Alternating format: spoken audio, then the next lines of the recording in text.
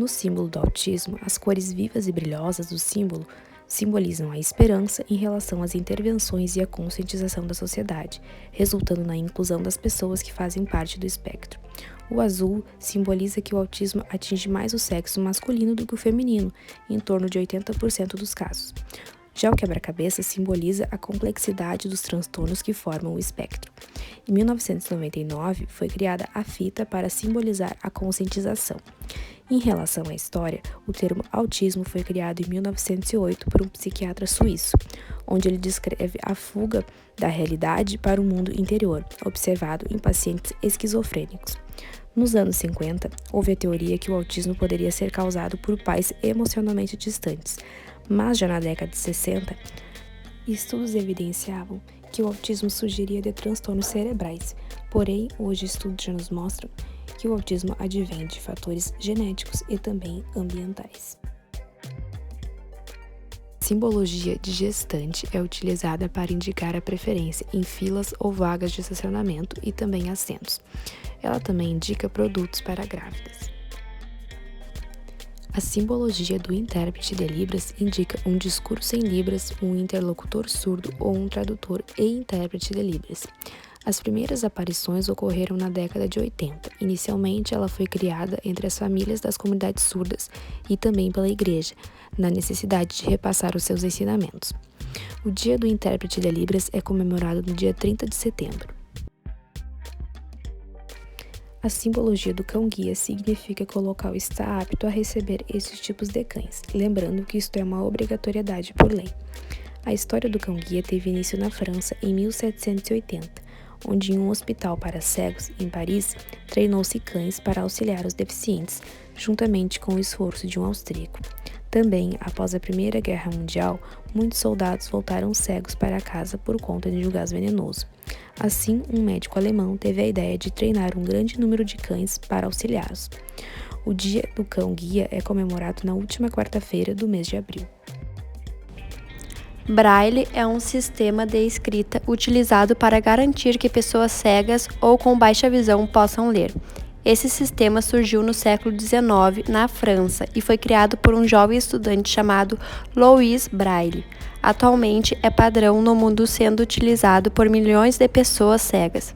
Chegou ao Brasil em 1854 por meio de um estudante chamado José Álvares de Azevedo. Símbolo nacional da pessoa ostomizada. Este símbolo retrata a figura de uma pessoa com um curativo na região do abdômen. A ostomia é uma cirurgia de reconstrução intestinal que requer da pessoa que foi a ela submetida procedimentos especiais de higiene. A NBR 9050 estipula que espaços públicos devem possuir sanitários específicos para situações como essa. Símbolo de pessoa com mobilidade reduzida. Presente em ambientes adaptados para pessoas que possuem movimentos limitados por conta da idade, deficiência física, mental ou esteja com movimentos comprometidos por situações momentâneas, por exemplo, devido a um acidente. Símbolo de pessoas obesas. Este símbolo indica a presença de recursos acessíveis como o assento adequado. Os assentos para pessoas com obesidade devem possuir largura mínima de 75 centímetros, com capacidade para suportar até 250 quilos. Indica que o local possui um telefone para surdos. Alguns telefones têm muitos recursos úteis, como uma secretária eletrônica embutida, luz intermitente para chamadas recebidas ou uma tela maior para facilitar a leitura das mensagens. Vale lembrar que 10 de novembro é considerado o Dia Nacional de Prevenção e Combate à Surdez. O nanismo foi incluído na lista de deficiências físicas em 2004. Este símbolo ainda é pouco popular e indica que o ambiente possui a possibilidade e condição de alcance, percepção e entendimento para utilização com segurança e autonomia de espaços, mobiliários, edificações, transportes, entre outros. 25 de outubro é considerado o Dia Nacional de Combate ao Preconceito contra pessoas com nanismo. Símbolo da pessoa com criança de colo.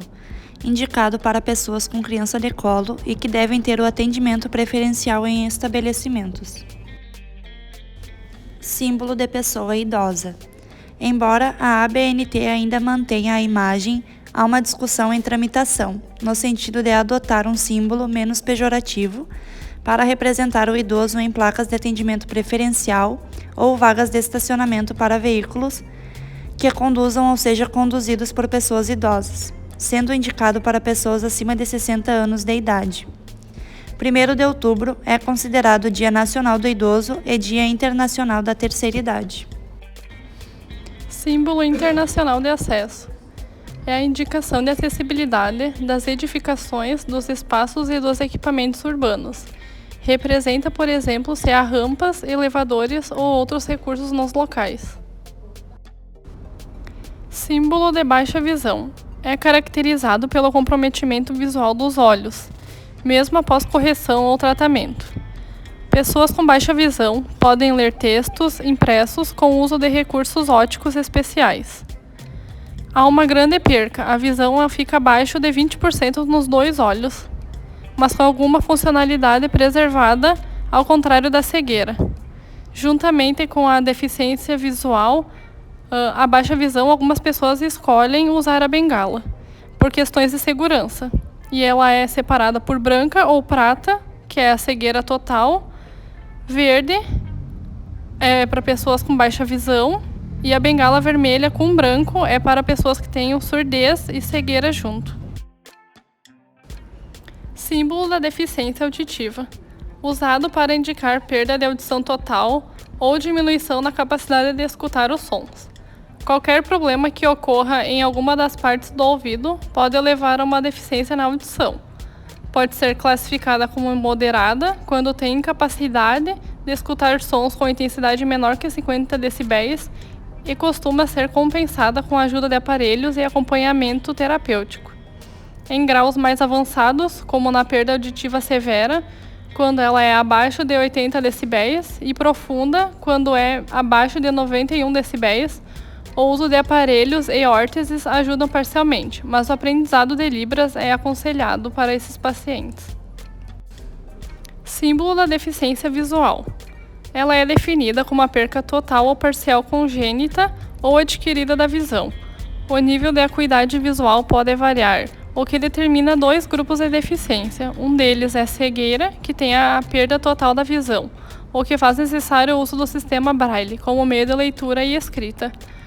O outro é a baixa visão, como já foi comentado nesse vídeo anteriormente. Baixa visão. Ela teve início nos anos 80 nos Estados Unidos e Inglaterra, e a primeira audiodescrição realizada no Brasil ocorreu no Rio de Janeiro, no dia 12 de agosto de 2003, no festival Assim Vivemos, Festival Internacional de Filmes sobre Deficiência, no Centro Cultural Banco do Brasil. Símbolo telebobina, ou aro magnético, utilizado para indicar que o local possui um sistema de aro magnético instalado. Dessa forma, basta colocar o seu aparelho no modo T, telecoil, e o sistema do som do ambiente será transmitido diretamente para o seu aparelho auditivo, ou implante coclear. Locais com esse sistema são praticamente inexistentes no Brasil, mas em outros países é possível encontrá-los em cinemas, teatros, igrejas, museus, trens, táxis e caixas de loja. Símbolo de sistemas de audição assistida. Indica que no local há alguma forma de tecnologia que fornece acessibilidade para pessoas com deficiência auditiva, seja na forma de sistema FM, telebobina ou alguma outra opção que transmita o som diretamente para o aparelho do usuário. Exemplos são os museus que oferecem audioguias para ouvintes e também podem oferecer aparelhos portáteis, especialmente para quem usa aparelho auditivo ou implante coclear. Este símbolo pode ser acompanhado com o som com o T do telecoil. Closed Caption, referido pela sigla CC, é um sistema de transmissão de legendas via sinal de televisão, utilizando para auxiliar deficientes auditivos. Mais do que uma legenda convencional, ela indica em palavras os outros sons do vídeo. Em programas gravados é o mesmo texto do teleponto. Para os programas ao vivo, no entanto, há 2 métodos de produção.